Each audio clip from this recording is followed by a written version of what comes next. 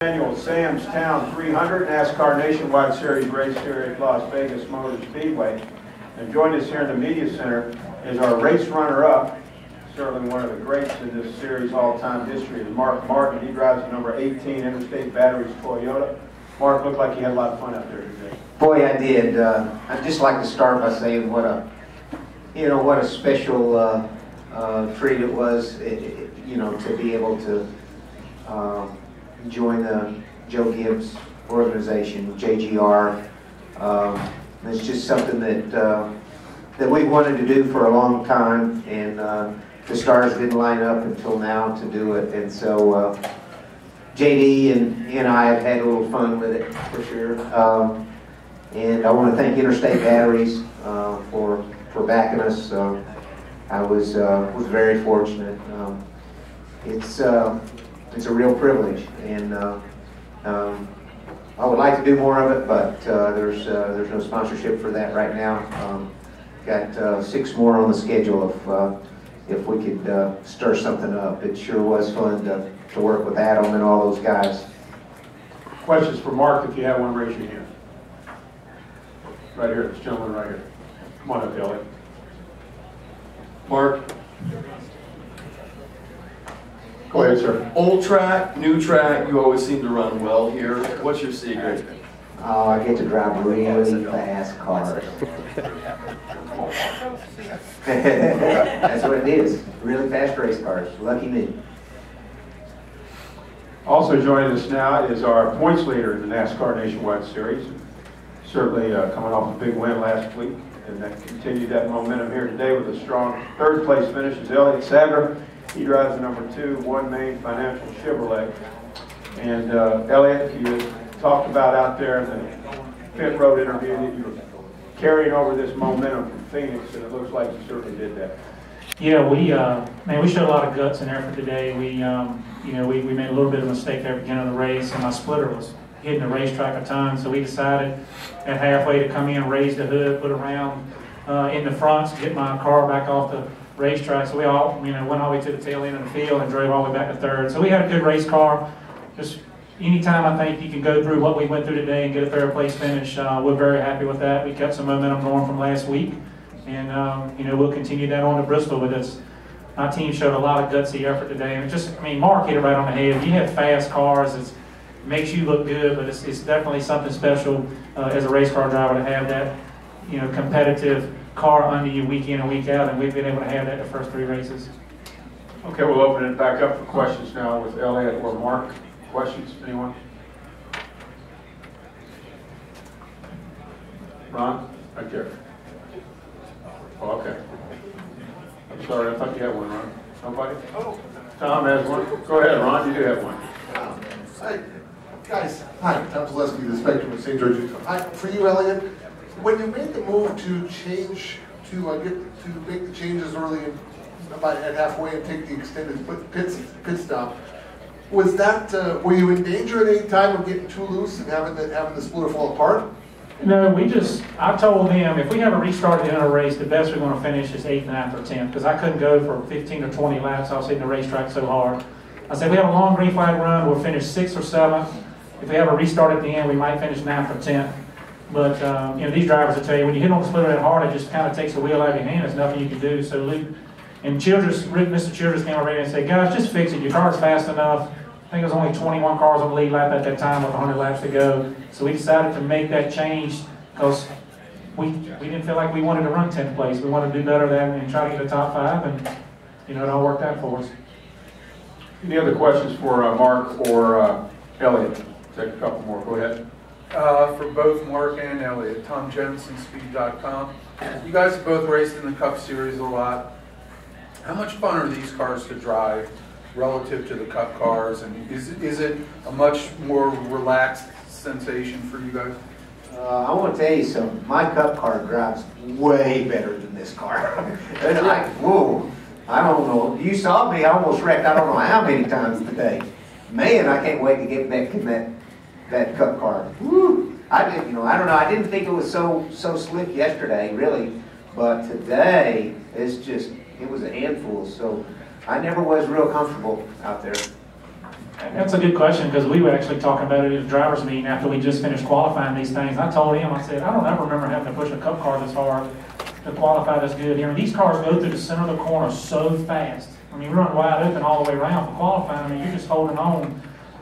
It's just a different style of driving and maybe a different feel of driving. But going through the center of the corner as fast as we do on these nationwide cars, there's nothing easy about that at all. You have to, I think that's why Mark is so good at these cars too. You have to hustle these cars so much to be competitive, and it's definitely a little bit different driving style than what the guys will have to use tomorrow in the Cup cars.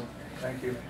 We have a question over here. Go ahead, Reed. Reed Spencer with NASCAR Wire Service. Mark, you had some real dogfights with Ricky on the restart. So do you feel like if you could have gotten out ahead of him that you could have kept him behind you, or did he ever just everybody covered today? That was one serious beatdown he put on me that last run. I mean, just a beatdown. I kept up with him for a while, and I wrecked 5 times, and that's it. The run before that, was no problem. I could stay ahead of him, and anytime he would close in on me, I could get up on the wheel and pull back out. So, but that last run, he seemed to be stronger. I didn't feel my car was, off.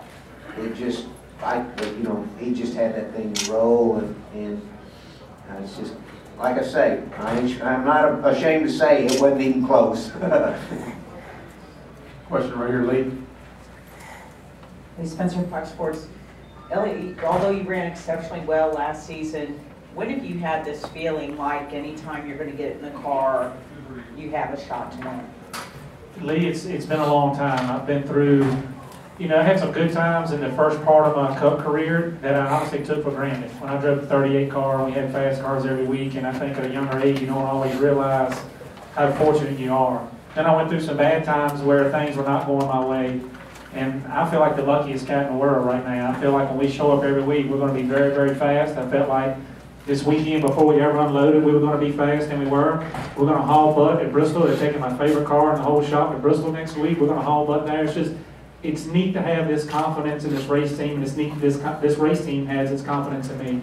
But I'm definitely not taking it for granted now. I'm living it up. It's a great feeling to have, and we're going to try to make the most of it week in and week out. Thank you. Mark, Elliott, thank you very much. Good show this afternoon, and Thank you, guys. continued best wishes.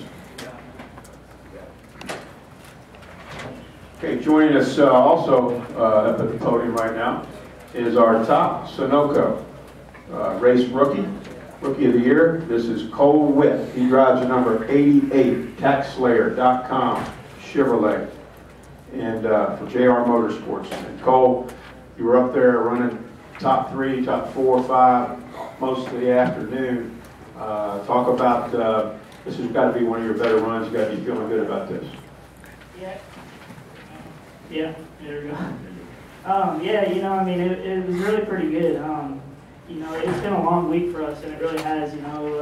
It really started practice. We were really fast in the first practice, top 5, and then, in the second practice we were struggling a little bit, just couldn't quite get the car to turn.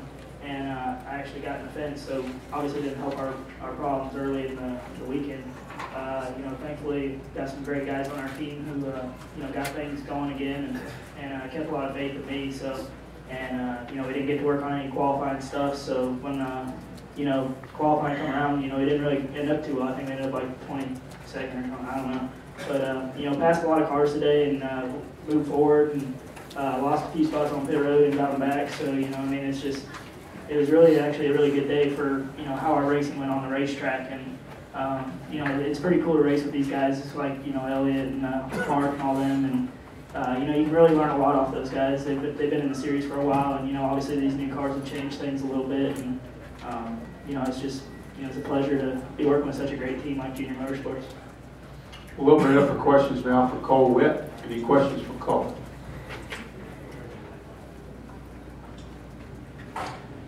Any questions? Bob Parker has one.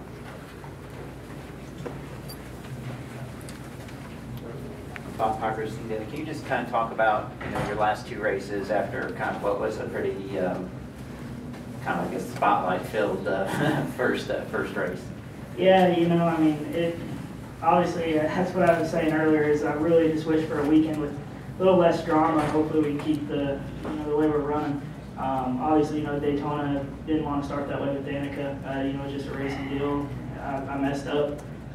So unfortunately, didn't get to start off the season with the 17 as good as I wanted to. So hopefully over time, I can earn that respect back from them.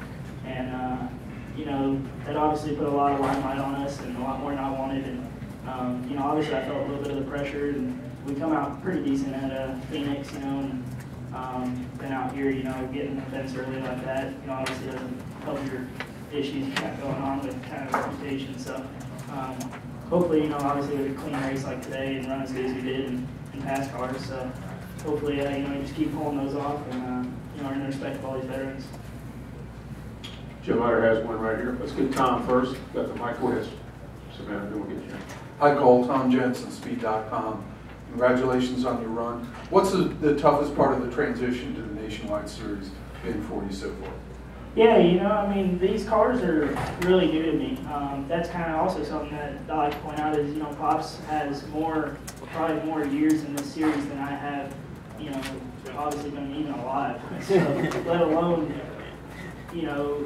how many races I've run. So I think this is my 4th Nationwide race in the new style car. So that's part of having a good team and guys that really got everything squared away. So it's been a little bit of a learning curve on the fact of just how to drive the cars.